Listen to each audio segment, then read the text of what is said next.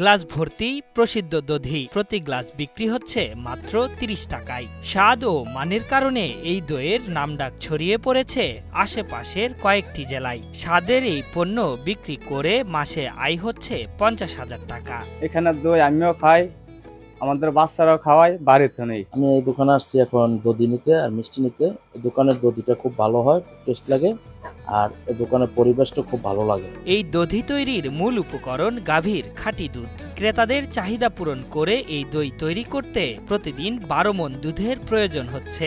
সেখান থেকে উৎপাদিত দই দিনে দিনেই শেষ হয়ে যায়। আমি মোহনপুর থেকে এসেছি, নাসিরের নাম শুনে দই খুবই ভালো। যে নাসিরের দই খুবই ভালো, খুবই সুস্বাদু খাইতে এবং সব দিক দিয়ে মজাদার, তাই আমরা ওনার দই সবসময় নিয়ে যাই। শিক্ষা জীবনে মাধ্যমিকের গণ্ডি পেরোতে পারেননি নাসির। নবম শ্রেণীতে পড়া অবস্থায় অভাবের সংসারের হাল ধরতে হয় তাকে।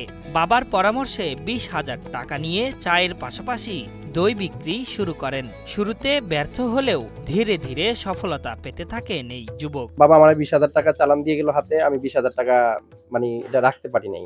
দই দোকানে লস খাইছি, দোকানটা আমি নিতে পারি না ঠিক মতন। পরে বাবা এসে বললো যে এইভাবে কাজ করো, তো বাবার পরামর্শ নিয়ে আমি দই বানানোটা শিখি।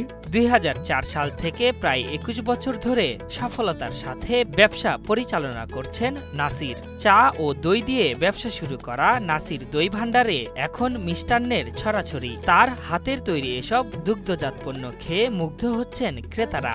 আমি তো অনেক দেশে ঘুরি, ঠিক আছে, দই অনেক জায়গায় খাই, কিন্তু এই দোকানের দই ভালো, তার জন্য আমি নিজে বাড়ির জন্য অর্ডার করছি ৪ কেজি। দাউদকান্দি থেকে আইসা নাসিরের দই নিচ্ছি, দই অনেক ভালো পড়ছে, এখন আবার আসছি আজকে দই নিতে। দই খুব ভালো, এমনকি আবার নতুন আত্মীয় হয়েছে আমার এবারে ঢাকাবারে দই নিছে, ঢাকাবারে দইয়ের নাম করছে না, দই খুব ভালো। নাসিরের স্বপ্ন আগামীতে নিজের ব্যবসা প্রতিষ্ঠানের আকার আরো বড় করা। এজন্য সরকারের সহায়তা প্রত্যাশা করছেন এই উদ্যোক্তা। আমার যে সরকার যদি সহযোগিতা করতো, যে দুধ এবং চিনি এটা যদি আমি একটু পাইতাম, তাহলে আমি মনে হয় ব্যবসাটা আমি আরো ডেভেলপ করতে পারতাম। ভালো মানের পণ্য বিক্রি করায় নাসিরের প্রশংসা করলেন স্থানীয় ভোক্তা অধিদপ্তরের এই কর্মকর্তা। বলবো যে তার যে কোনো সমস্যা, যেমন চিনি বা দুধ যাতে সহজলভ্যে পায়, এই বিষয়ে আমাদের সহযোগিতা থাকবে।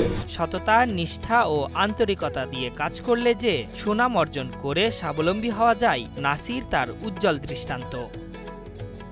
আশরাফুল ইসলাম, ৭১।